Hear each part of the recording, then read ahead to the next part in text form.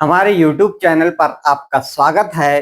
कक्षा 12वीं के लिए ये चौथी क्लास है जो हम लेकर आ रहे हैं। आपको बेसिक से पूरे चैप्टर वाइज चैप्टर आपको समझाए जाएंगे।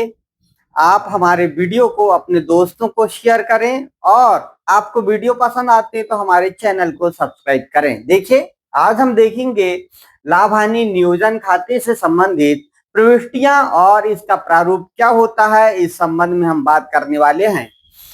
कल हमने आपको बताया था लाभ हानि नियोजन खाता क्या होता है। जैसा कि नाम से ही आप जानते हैं कि लाभ हानि का नियोजन करने के लिए बनाया गया खाता लाभ हानि नियोजन खाता कहलाया था। और आप देखिए, लाभ हानि खाता जो है, लाभ और आय को हम क्रेडिट करते हैं, व्यय और हानियों को डेबिट करते हैं। उसी आधार पे लाभ हानि नियोजन खाते की प्रविष्टियां की जाती है। अब साझेदारी में जो प्रमुख प्रविष्टियां हैं वो फर्म की पुस्तकों में जो प्रविष्टियां की जाती है, लाभ हानि नियोजन खाता साझेदारों के पूंजी खाते और चालू खाते बनाने के लिए जो प्रविष्टियां की जाती है, जर्नल प्रविष्टियां की जाती है, उसके बारे में हम बात करेंगे। आपने कक्षा 11वीं में पढ़ा होगा, हम पढ़ते थे व्यापार प्रारंभ किया, और जब प्रारंभ व्यापार करता था कोई व्यक्ति 10,000 रुपए से ऐसी प्रविष्टि बनाने के लिए कहा जाता था। तो आपने देखा था जब व्यापार प्रारंभ किया जाता था तो व्यापार में रोकड़ आती थी, तो हम लिखते थे, एंट्री करते थे, रोकड़ खाता डेबिट किया जाता था। और जो पैसा जब व्यापार प्रारंभ करते समय पहली बार जो व्यक्ति लगाता उसे हम इस व्यापार का स्वामी मालिक कहते हैं और उस पैसे को हम पूंजी के नाम से जानते हैं। इसीलिए हम प्रविष्टि करते थे पूंजी खाते से, और यह प्रविष्टि पूर्ण हो जाती थी और यहाँ पर नरेशन लिखते थे, व्यापार प्रारंभ किया। अब देखिए, यहाँ पर आपने व्यापार प्रारंभ किया और अमाउंट भी आपने 10,000 लिख दिया डेबिट और क्रेडिट पक्ष में। इस प्रकार आप प्रविष्टि करते थे। वही सेम प्रविष्टि यहाँ पे भी हम करेंगे। जब व्यापार प्रारंभ किया जाता है, व्यापार प्रारंभ करते समय जब व्यापार में साझेदार 2 या 2 से अधिक होंगे और 2 या 2 से अधिक होंगे तो वो व्यापार में पूंजी लगाएंगे तो व्यापार में साझेदारों द्वारा नगद पूंजी लाने पर, जब नगद पूंजी लाएंगे तो यहाँ पर व्यापार में रोकड़ आएगी, इसलिए रोकड़ खाता डेबिट किया जाएगा, हिंदी में विकलित कहते हैं। और पूंजी खाते से की जगह हम यहाँ पर नाम जोड़ देते हैं, साझेदार का नाम, तो साझेदारों के पूंजी खाते से। सेम वही प्रविष्टि जो हमने कक्षा 11वीं में सीखी थी वही प्रविष्टि यहाँ पे की जाती है, लेकिन वहां पर एकल व्यवसाय था, एक व्यक्ति था, तो उसके नाम लिखने की आवश्यकता नहीं थी। लेकिन यहाँ पर नाम इसलिए लिखा जाएगा क्योंकि यहाँ पर साझेदार अधिक हैं। इस प्रकार हम यहाँ पे नरेशन लिखेंगे कि साझेदारों ने व्यापार में पूंजी लाई या व्यापार में पूंजी लगाई। तो यह पहली प्रविष्टि थी जिसको हमने देखा।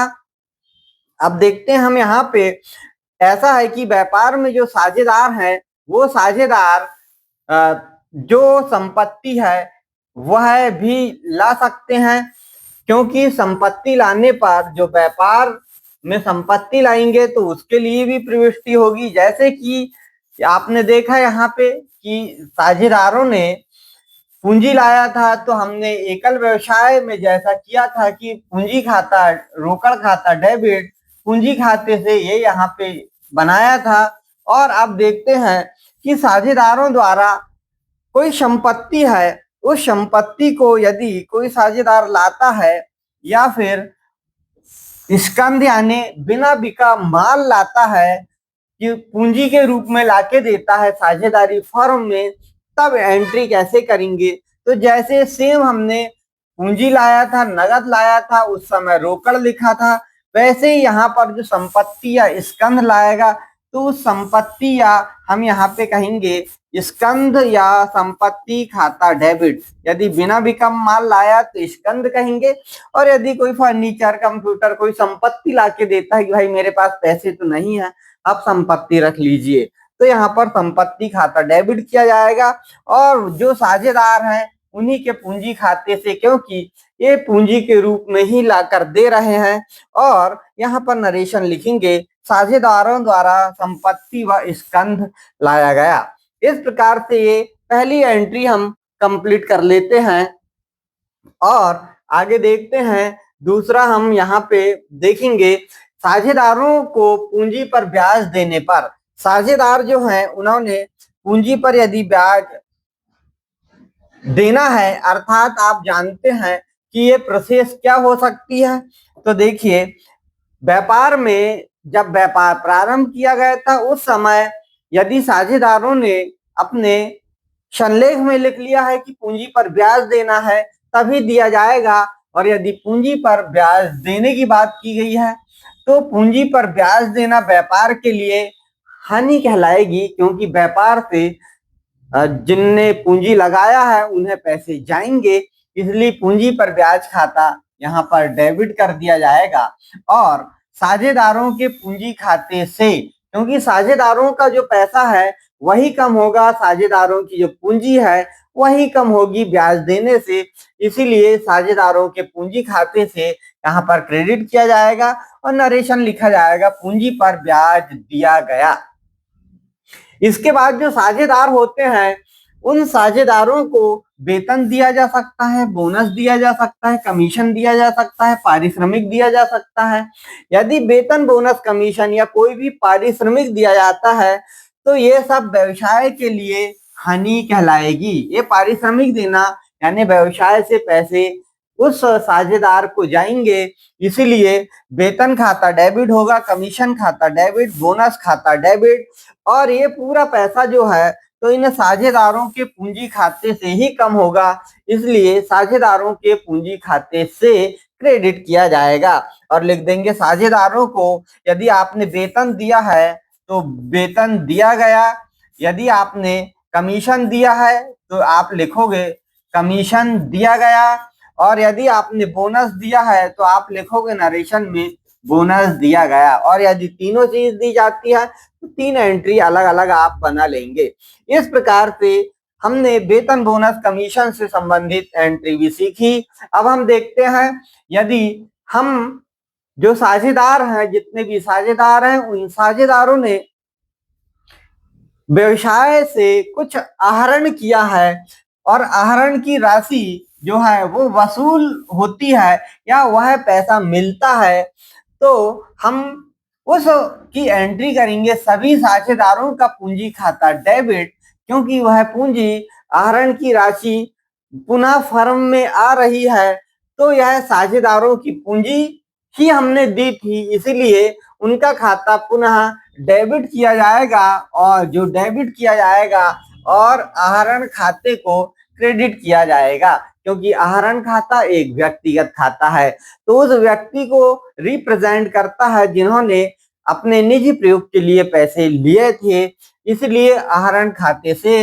और आहरण की राशि वसूल की गई या वसूल करने पर ये प्रविष्टि होगी। इसी प्रकार 6 नंबर की जो प्रविष्टि होगी, इस पर यदि ब्याज आपने लगाया है या आहरण पर ब्याज लगाने पर जो प्रविष्टि होगी वो सभी साझेदारों का पूंजी खाता डेबिट किया जाएगा आहरण पर ब्याज खाते से, क्योंकि आहरण पर यदि ब्याज लगाया है तो आहरण पर ब्याज जो है वो फर्म के लिए लाभ होता है और लाभ को हमेशा क्रेडिट किया जाता है, इसीलिए आहरण पर ब्याज खाते से।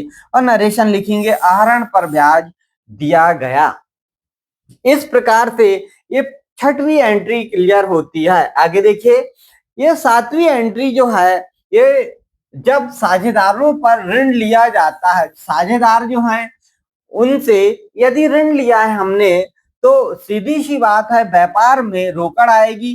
यदि कोई साझेदार ऋण देता है, ऋण देने के कारण व्यापार में पैसा आएगा, रोकड़ आएगी, और जो वस्तु व्यापार में आती है उसे डेबिट किया जाता है, तो रोकड़ खाता डेबिट। और जिस साझेदार ने दिया है उस साझेदारों के ऋण खाते से, जिन्होंने ऋण दिया है उन साझेदारों का नाम आ जाएगा। यदि सभी ने दिया है तो सभी का नाम आएगा, एक दो साझेदार ने दिया है तो उस साझेदार का व्यक्तिगत रूप से नाम आएगा। ऋण खाते से कहेंगे, ऋण के रूप में उन्होंने व्यापार को राशि दी है। और सभी साझेदारों से ऋण लिया गया या XYZ जो भी नाम है, इन साझेदार से ऋण लिया गया, इस प्रकार प्रविष्टि कर ली जाएगी। आगे हम देखते हैं, साझेदारों से प्राप्त ऋण पर ब्याज देने पर। अब साझेदार ने ऋण दिया था तो उसे हमें उस ऋण पर ब्याज देना होगा, अर्थात ब्याज यदि दिया जाएगा तो ऋण पर ब्याज देना फर्म के लिए हानि होती है और हानि को डेबिट किया जाता है, तो ऋण पर ब्याज खाता डेबिट होगा। और यह जो हो रहा है ये साझेदारों के ऋण खाते से दिया जाएगा। साझेदार का पर्टिकुलर एक ऋण खाता बनाया जाएगा और उस पर यह ब्याज दे दिया जाएगा, इसीलिए ऋण पर ब्याज दिया गया, नरेशन लिख देंगे। इस प्रकार ये 6वें नंबर की प्रविष्टि हम कर देते हैं।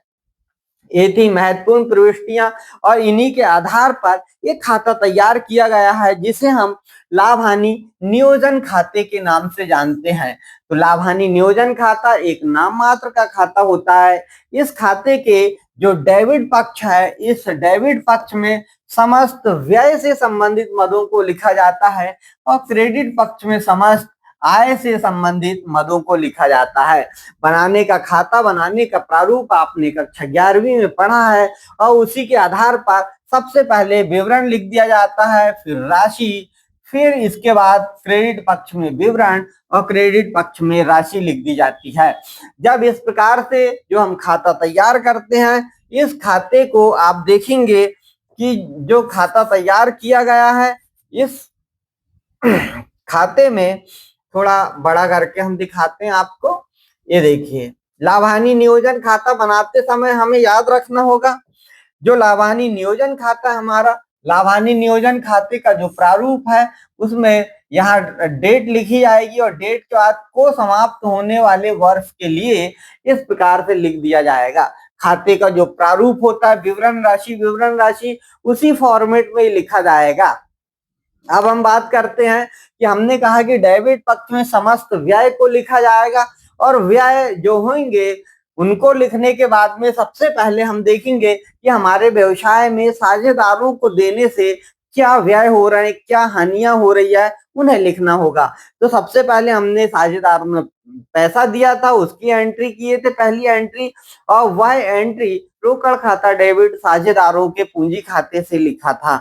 लेकिन आपने देखा कि इस एंट्री में कहीं से भी हानि की संभावना नहीं है क्योंकि साझेदार लोग फर्म को पैसे दे रहे हैं। अब देखिए, दूसरा हमने वो जो पूंजी लगाया था साझेदारों ने, उस साझेदारों की पूंजी पर हमें ब्याज देना है और ब्याज देना फर्म के लिए एक हानि है और हानि का लेखा इसमें किया जाता है, इसलिए हमने पूंजी पर ब्याज खाते से इसे लिखा जाएगा। और पूंजी पर ब्याज खाते से तो लाभ हानि नियोजन खाता डेबिट होगा, पूंजी पर ब्याज खाते से आ का ब्याज और बा का ब्याज यदि इन्हें दिया जा रहा है तो यहाँ पर ये जोड़कर बाहर एक राशि के रूप में लिख दिया जाएगा। इस प्रकार से पूंजी पर ब्याज को डेबिट पक्ष में लिखेंगे। इसी प्रकार यदि आहरण पर ब्याज की बात की गई है तो यह व्यापार के लिए लाभ होगा और लाभ होगा तो आहरण पर जो ब्याज है ये आ और बा जो साझेदार होंगे उनका ब्याज यहाँ पे लिखा जाएगा। इससे पहले यदि लाभ है तो यह बनाने के पहले जो लाभ हानि खाता बनाया गया था वहां से हमें लाभ, शुद्ध लाभ निकला होगा, उस शुद्ध लाभ को हम क्रेडिट पक्ष की ओर लिखेंगे और यदि शुद्ध हानि मिली है तो उसे हम डेबिट पक्ष में लिखेंगे। क्योंकि यह खाता बनाने का जो तरीका होता है वो सबसे पहले कक्षा 11वीं में जैसा सीखा था हमने वही सेम प्रारूप है, लेकिन यहाँ पर साझेदारों का जो पूंजी है उस पूंजी को हम नियोजन के रूप में अलग अलग करके यहाँ लिखते हैं। तो ये कैलकुलेशन जो समायोजन होता है वो बैलेंस शीट में करना संभव नहीं होता, इसीलिए हम एक अलग से फॉर्मेट तैयार करते हैं जिसमें पूंजी पर ब्याज आहरण पर ब्याज और ऋण पर ब्याज की बात करते हैं कि यह भी ऋण पर ब्याज भी एक प्रकार से हमारे लिए हानि होती है, इसलिए इसे डेबिट किया जाता है। वेतन, बोनस, कमीशन यह भी व्यापार के लिए हानि है, इसे डेबिट किया जाएगा, लेकिन यह सिर्फ साझेदारों को दिया जाने वाला वेतन, बोनस, कमीशन लिखा जाएगा इसमें। इसके बाद में आगे देखिए आप, यदि कोई माल का आहरण किया गया है तो उसे भी यहाँ पर डेबिट पक्ष में लिखा जाएगा। इस प्रकार हम इसका कैलकुलेशन करते हैं और दोनों पक्षों का टोटल योग करते हैं, और जब योग करेंगे तो योग करने के बाद में आप देखेंगे कि यहाँ पर डेबिट पक्ष और क्रेडिट पक्ष में से यदि हमें बैलेंस शेष निकलता है तो हम शेष लाभ लिखेंगे, शेष ले गया, और इस शेष को हम पूंजी खाता या चालू खाते में हस्तांतरित कर देंगे। अब ये पूंजी खाता क्या है, चालू खाता क्या है, उसे भी अभी समझाते हैं। इसी प्रकार यदि हानि निकलती है, यानी क्रेडिट साइड हमारा बैलेंस निकलता है, तो पूंजी खाता या चालू खाते में हस्तांतरित किया गया, ट्रांसफर किया गया लिख देते हैं। इस प्रकार से हमारा लाभ हानि नियोजन खाता तैयार हो जाता है। तो आपको याद रखना है कि लाभ हानि नियोजन खाते में डेबिट पक्ष की ओर हानियों को और क्रेडिट पक्ष की ओर लाभों को लिखा जाता है। अब देखेंगे हम पूंजी पर ब्याज, वेतन, बोनस, कमीशन, ऋण पर ब्याज ये लिखे जाते हैं, और क्रेडिट पक्ष में आहरण, आहरण पर ब्याज। और यदि लाभ हानि खाता जो बनाया था हमने उसका लाभ होगा तो क्रेडिट पक्ष में और हानि होगी तो डेबिट पक्ष में लिखा जाएगा। इस प्रकार यह लाभ हानि नियोजन खाता तैयार किया जाता है। जब पूंजी खाता हम तैयार करते हैं तो पूंजी खाता तैयार करने के लिए दो पद्धति होती है, स्थिर पद्धति होती है और परिवर्तनशील पूंजी पद्धति होती है। इन दोनों पद्धति से खाते तैयार किए जाते हैं।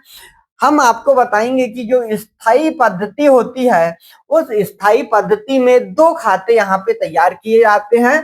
पूंजी खाते का प्रारूप जैसा स्थिर पूंजी पद्धति में पहला साझेदारों का पूंजी खाता, इस साझेदारों के पूंजी खाते में तब पहली बार जो साझेदार पैसा जितना भी लगाता है, जितनी पूंजी लगाता है उसका शेष लिख दिया जाता है, शेष ले गया। और यदि बीच में कभी पूंजी के रूप में अतिरिक्त रकम लगाई जाती तो अतिरिक्त पूंजी को लिख के जोड़ दिया जाता है। इसीलिए ये खाते का शेष हमेशा स्थिर रहता है, बदलता नहीं है।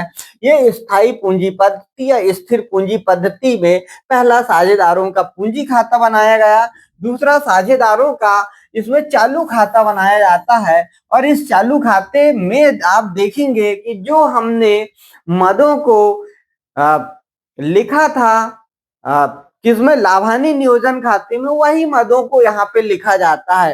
फर्क इतना होता है कि वहां पर जो मदे हमने लिखा था वो मदों को आपने देखा होगा क्रेडिट पक्ष में हमने लिखा था। मैं आपको दिखाता हूँ लाभ हानि नियोजन खाता। ये लाभ हानि नियोजन खाता है हमारा। इस लाभ हानि नियोजन खाते में जो ये मदे लिखी है डेबिट पक्ष की ओर, इन मदों को साझेदारों के चालू खाते में क्रेडिट पक्ष की ओर पूरा लिख दिया जाता है, एज इट इज, जैसे का वैसा। जैसे शेष लाया गया पहला, वेतन, बोनस, कमीशन, पूंजी पर ब्याज, लाभ यदि होगा तो, और लाभ हानि समायोजन खाते की जो लाभ हानि की मदें हैं वो शेष ले गया लिख दिया जाता है। इस प्रकार से इस साझेदार का चालू खाता तैयार किया जाता है। और डेबिट पक्ष की ओर देखिए यहाँ पे जो हमने नियोजन खाता तैयार किया था, इस नियोजन खाते में जो क्रेडिट पक्ष की जितनी भी मदें हैं इन मदों को हमने वहां पर डेबिट पक्ष में लिखा है। आप देखेंगे, ये देखिए, ये देखिए आहरण पर ब्याज लिखा है, हानि लिखा है, और भी समायोजन की कोई हानि है उसको लिखा है। और ये सभी चीजों को हम लेके कहाँ ट्रांसफर कर देंगे, सीधे पूंजी खाते में यहाँ से ट्रांसफर हो जाएगा, बैलेंस शीट में ट्रांसफर हो जाएगा यहाँ से पूंजी का। ये था चालू खाता और पूंजी खाता, ये स्थिर स्थायी पद्धति के अंतर्गत बनाया था। आगे दूसरी जो पद्धति आती है उसे हम परिवर्तनशील पूंजी पद्धति कहते हैं। और यह पद्धति कोई अलग पद्धति नहीं है। जो स्थिर पूंजी पद्धति है उसमें फर्क इतना था कि जो शेष था इसके लिए एक अलग खाता बना लिया गया था और बाकी मदों के लिए अलग खाता बनाया गया था। लेकिन परिवर्तनशील पूंजी पद्धति में जो साझेदारों का पूंजी खाता बनाया जाएगा वह साझेदारों का पूंजी खाता एक ही बनाया जाएगा। और यह पूंजी खाता जो होगा वो देखिए सेम हमने मत जोड़ दिए, उठाकर मैं आपको बताऊंगा। जैसे ये देखिए अभी वेतन बोनस कमीशन पूंजी पर ब्याज, ये पूरी मदें आप देखिए यहाँ पर रोकड़ आ जाएगी एक, क्योंकि वहां पर रोकड़ शेष या रोकड़ की बात थी। वेतन कमीशन बोनस पूंजी पर ब्याज लाभ, लाभानी समायोजन खाते का जो लाभानी होगा उसकी बात की गई है और यहाँ पर शेष निकल के आ जाएगा। इसी प्रकार आप देखेंगे कि यहाँ पर जो आहरण पर ब्याज ये बातें लिखी गई है, यह भी सेम यहाँ पर लिखी गई है। आहरण पर ब्याज हानि समायोजन की और शेष निकल के आ जाएगा और इसे उठा के बैलेंस शीट में हम ले जाके रख देते हैं या ट्रांसफर कर देते हैं। इस प्रकार यह परिवर्तनशील पूंजी खाता भी तैयार कर लिया जाता है। तो ये थे हमारे लाभानी नियोजन खाता, पूंजी खाते स्थायी पद्धति से और परिवर्तनशील पूंजी पद्धति से। तो आज के लिए इतना ही, मिलते नेक्स्ट वीडियो में नई जानकारी के साथ। सभी को नमस्कार।